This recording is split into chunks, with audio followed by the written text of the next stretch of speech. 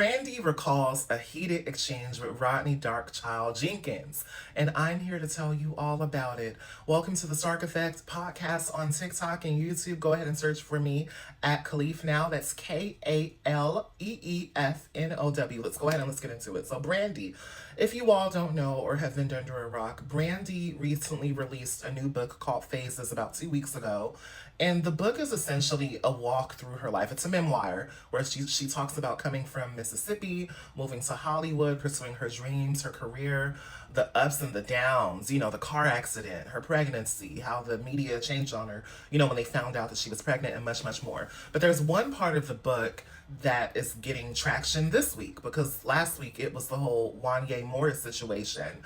And now it's this situation. So it's been different parts of the book that have been kind of going viral each week as people read it more and more and more. I actually plan to order the book soon. I have not read it yet. I've only been catching these excerpts that people are posting online.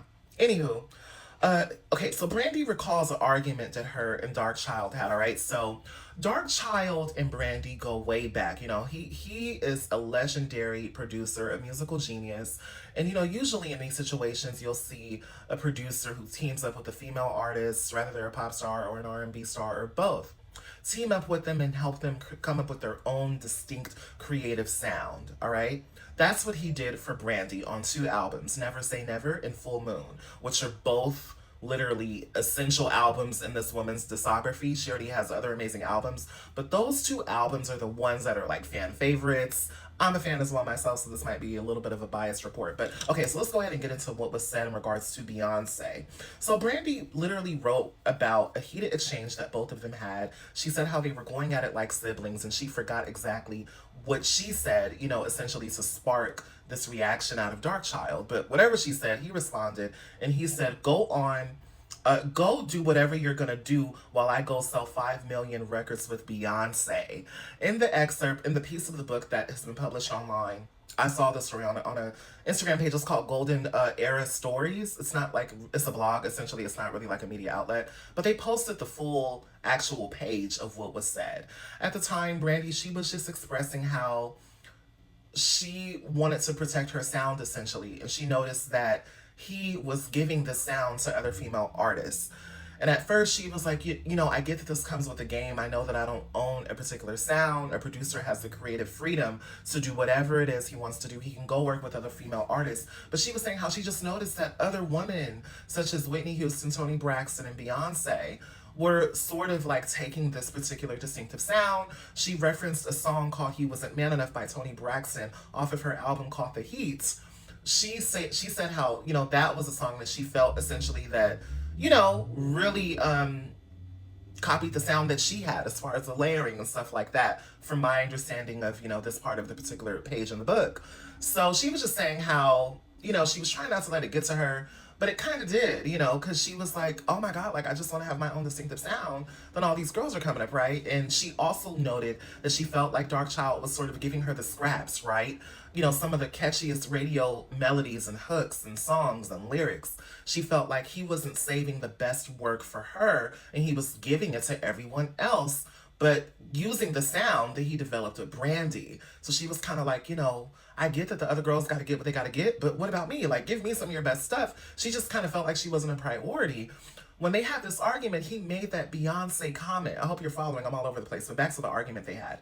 When they were going back and forth in the studio, he made that comment to her, and she said that it felt like a gut punch. And she got up humiliated, and she walked out of the studio, and essentially they haven't talked ever since. She moved on and started working with other people, and now, a lot of people may not know, but Darkchild actually addressed this particular situation years ago.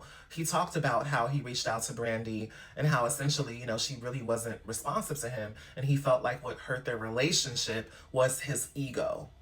Journalist hat off, here's my opinion. I see that Brandy has been getting a lot of backlash, especially with music's, golden child, Beyonce being in the conversation. For me, I don't think it's a problem for Brandy to just point out what is happening and what has happened to her in the industry at that time. Sorry. What has happened to her in the industry at that particular time. I don't think she's wrong for pointing that out. At the end of the day, the industry does have politics. And, you know, when these producers start getting these hit records and they're in high demand, they do start to feel themselves because they know that all of these artists want them and their sound and what they bring to the table. It's normal, you know, everyone has a little bit of ego. But I do think that that situation really, really hurt Brandy because it's kind of like, it was a complete comparison to her. It was putting her down in her legacy and her work. And for me, you know, when she said this, I was like, I know some things like this has happened to her. Like, it only makes sense. Now, people keep speculating that Beyonce and Brandy have this feud. I personally don't think that they have a feud per se, but I do think that there have been some things in the background that the public doesn't know about that causes them to not care for each other. I mean, we saw that during this recent tour that Brandy and Monica did when Beyonce and Jay-Z came to the tour, you know, in support of Kelly Rowland. And Beyonce took a photo with Monica, but she did not take a photo with Brandy. It's not to say that Beyonce owes Brandy anything, but those are things that people notice, right? So, you know, maybe they just don't care for each other. Brandy has went publicly in several interviews and said that there's no smoke. She doesn't have any beef with Beyonce. But I also recall a few interviews where Brandy has mentioned or alluded to how Beyonce, these are earlier interviews around the time when Aphrodisiac came out, I believe. But I remember seeing and reading interviews where she essentially was saying how, you know, Beyonce was in the game and Beyonce was steep competition. You get me? And how it was hard. She admitted to that. She was like, God, it's kind of hard to get music going now because baby girl is here and it's hard because, you know what I mean? So if anything, I think Brandy looks at it, you know, just as friendly competition. But oftentimes, you know, she's labeled as being a mean girl. A lot of people say she's a mean girl because of interviews and, you know, a reality show scenes that they've seen with her and Kelly Rowland where Kelly called her out. And basically, there was a scene on a particular show because, you know, Brandy and Kelly Rowland are cool.